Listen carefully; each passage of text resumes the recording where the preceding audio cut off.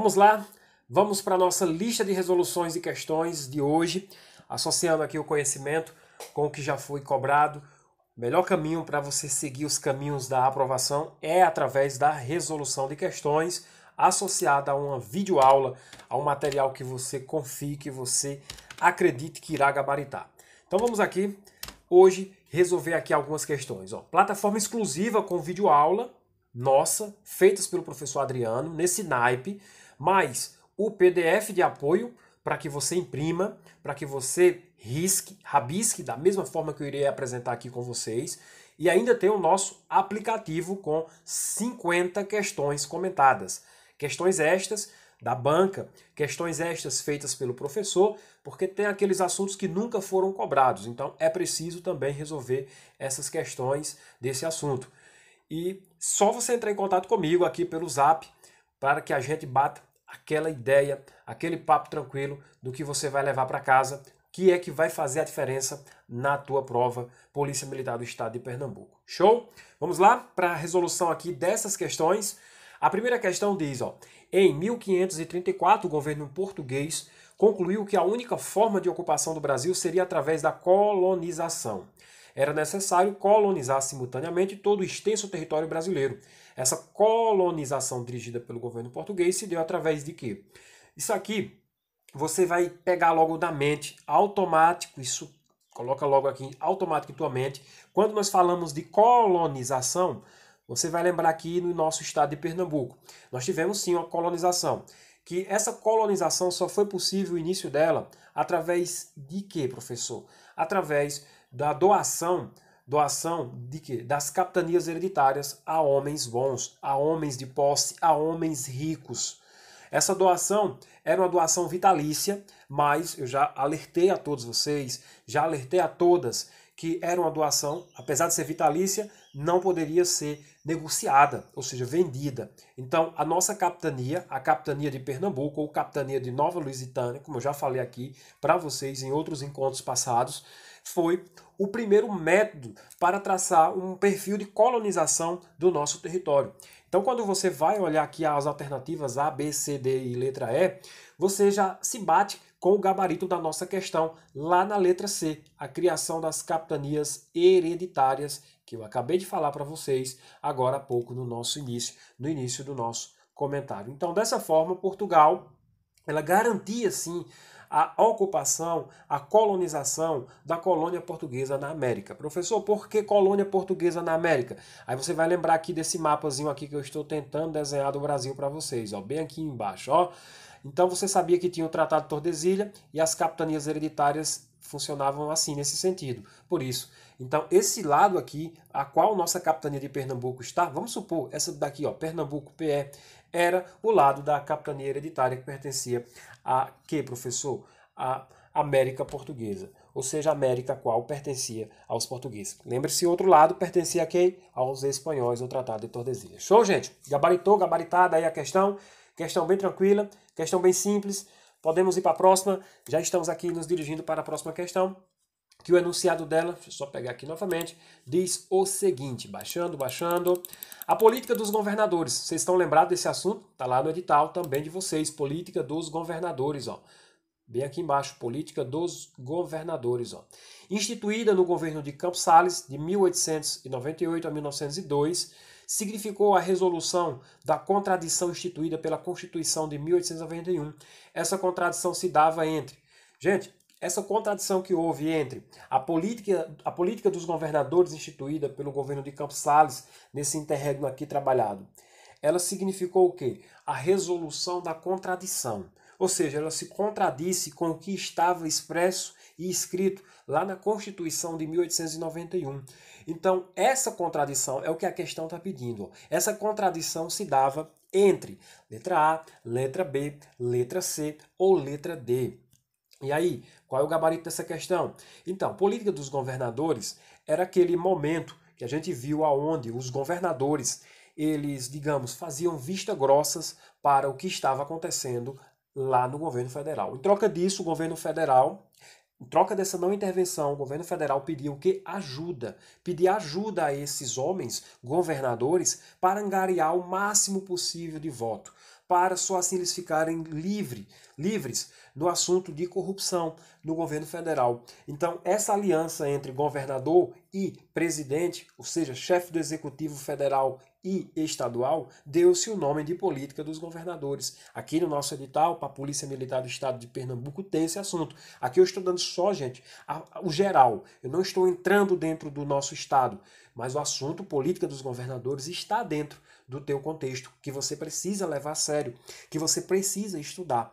Então, os dois modelos de organização política que nortearam o que nós chamamos o debate entre os membros da República, desde a proclamação desta República em 1889, foram o presidencialismo e o federalismo. Professor, presidencialismo e federalismo, sim.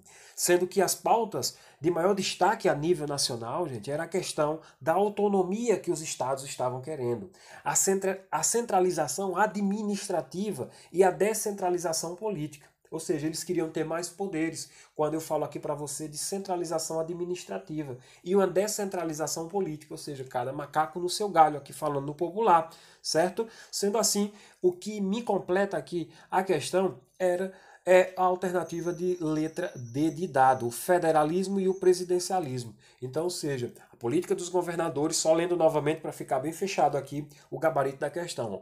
A política dos governadores, instituída no governo de quem? De Campos Salles, de 1898 a 1902, significou a resolução da contradição instituída pela Constituição de 1891.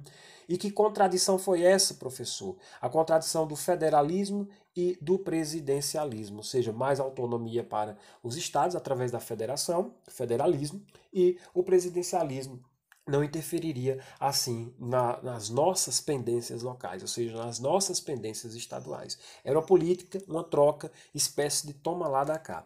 Show? Então, entendido aí, gabaritada a questão, letra D, a nossa segunda questão de hoje. Já estamos aqui dirigindo para a nossa terceira questão. Pronto, essa questão aqui foi a questão que um dos alunos da plataforma me enviou. É isso mesmo. Você que está na plataforma comigo, você também pode tirar suas dúvidas através de questões, através de dúvidas que você não entendeu, que ficou ali um pouco obscuro, lógico. Traz questões que pelo menos são questões de banca, igual esta daqui. Não traz questões criadas em grupo de WhatsApp, de Instagram, Telegram, não. Show? Traz questões de banca. Só resolvi lá porque é uma questão de banca. Então, às vezes, os alunos querem fantasiar demais, dificultar demais o que não tem cabimento. E aqui era uma questão de banca e o gabarito dado lá no simulado que esse aluno resolveu foi outra coisa totalmente diferente do que nós iremos comentar agora. Vamos ler. Foram, respectivamente, fatores na ocupação holandesa no Nordeste do Brasil e na sua posterior expulsão. Simples assim. O que é que eu quero saber aqui? Eu quero saber os fatores importantes tanto na ocupação do nosso Nordeste brasileiro pelos holandeses. Então, quando eu falo aqui, ó, holandeses, já fica frisa do ciclo de quê? Do açúcar no Brasil. Deixa eu só colocar aqui a observação. Ó. Açúcar ou o sistema assim chamado de plantation. Ok, gente? Vai pegando isso aí. No Nordeste do Brasil. E na sua posterior expulsão. Então eu quero saber quais foram os fatores, respectivamente, importantes para a ocupação holandesa e expulsão holandesa. O que contribuiu para a ocupação holandesa? E o que de fato fez com que esses holandeses catassem o gato daqui, como se diz no popular. A, B, C, D ou letra F. Ficou tudo bonitinho aqui, encaixado na tela, né? Então vamos lá. O envolvimento da Holanda no tráfico de escravos, aqui eu já começo a cortar essa letra A aqui, ó. Já corto essa letra A. Eu vou dar um pulinho lá na letra E. A exclusão da Holanda da economia do açúcar, de jeito nenhum. A Holanda queria estar atolada, atrelada dentro disso aí. A letra D, a tentativa da Holanda em monopolizar o comércio local e o fim da dominação espanhola em Portugal. Opa, vamos lá. Fixe isso aqui, ó. Deixa uma OBS bem aqui assim, ó. Observação. Por que uma observação? Por quê? Uma observação, se você não se atentar, você pode errar querendo marcar aí. Mas o gabarito que foi dado lá para o meu aluno que está comigo na plataforma não foi a letra D. Por que eu fiz um OBS aí? Vamos ler. Ó. A tentativa da Holanda em monopolizar o comércio colonial. Gente, em momento algum, nós podemos afirmar para você que a tentativa da Holanda era de monopolizar o comércio colonial.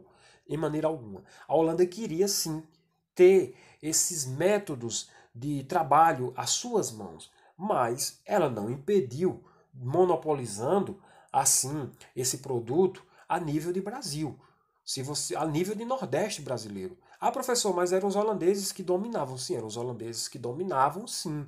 Eram os holandeses que tinham a estrutura para que o açúcar pudesse, assim, dar um sistema econômico, um boom econômico na Europa. Mas, em momento algum, eu, nas passagens de leitura, nas passagens que você visualizou, não se fala em querer monopolizar. Monopolizar é tornar único, um único monopólio, né? O comércio colonial e o fim da dominação espanhola em Portugal. Então eu não posso afirmar isso aqui para você não, tá, gente? Não posso afirmar isso para você não. Se a questão tentasse dizer para você a tentativa da Holanda em monopolizar o comércio colonial pernambucano, aí a gente poderia analisar outros autores diferenciados que até defendem esse monopólio em Pernambuco, mas não a nível do Nordeste, não.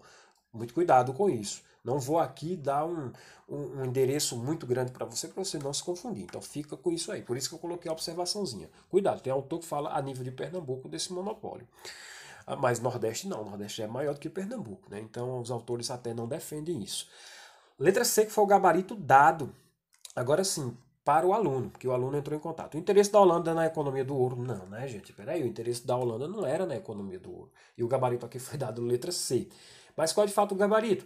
O gabarito é a letra B, a participação da Holanda na economia do açúcar. Ó, participação. Aqui fala de participação da Holanda.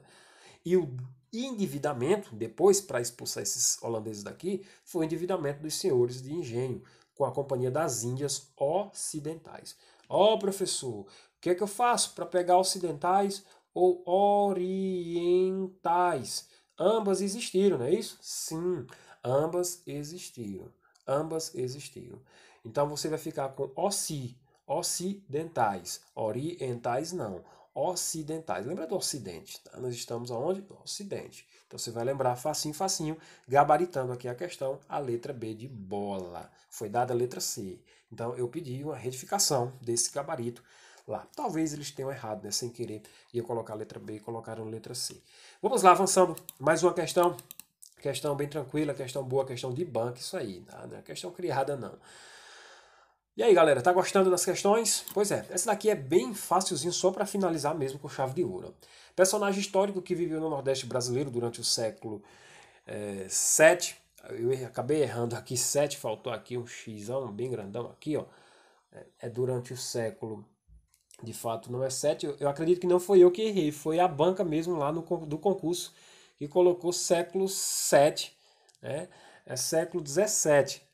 E não século VII. Mas isso não prejudica a questão, porque nós estamos atentos a isso. Colaborou com a invasão holandesa e depois foi julgado, condenado e morto pelas autoridades portuguesas sob a alcunha de traidor. Domingos Jorge Velho foi o bandeirante. Bandeirante, bem aqui, ó, bandeirante. Professor, o que é bandeirante? Bandeirantes são os caras que vieram para o Nordeste e tocaram o terror, principalmente ali, quando nós formos conversar depois, no futuro, da Guerra dos Bárbaros. José de Anchieta, não. Os bandeirantes também não, né? Então vamos riscar a letra A. José do Patrocínio também não. José Joaquim da Silva Xavier, o Tiradentes? Não, também não, né?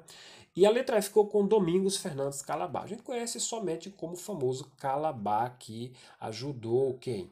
Os holandeses nas entradas ali por Porto Calvo, hoje Alagoas. Ajudou os holandeses nessas empreitadas, tido assim como traidor da, digamos, nação no geral. Certo, gente? Então, o gabarito dessa questão, bem tranquilo, bem fácil, só para a gente finalizar com chave de ouro, é a letra E de escola. Letra E de escola, o gabarito da nossa questão. Então, galera, gostou aí da nossa resolução, das nossas questões, do nosso comentário? Pois é assim que funciona a nossa pegada, a pegada nossa dos estudos direcionados e focados para a Polícia Militar do Estado de Pernambuco. Show? Beleza? Abraço, até o nosso próximo encontro. Professor, ficou errado aí, o senhor colocou professor, né? Isso, professor, deixa eu só colocar o R aqui. Ah, ficou pior, coloquei foi o Y. Tá valendo aí, coloca um Rzão bem grandão aí, tá valendo, tá bom? Abraço, gente, até o nosso próximo encontro.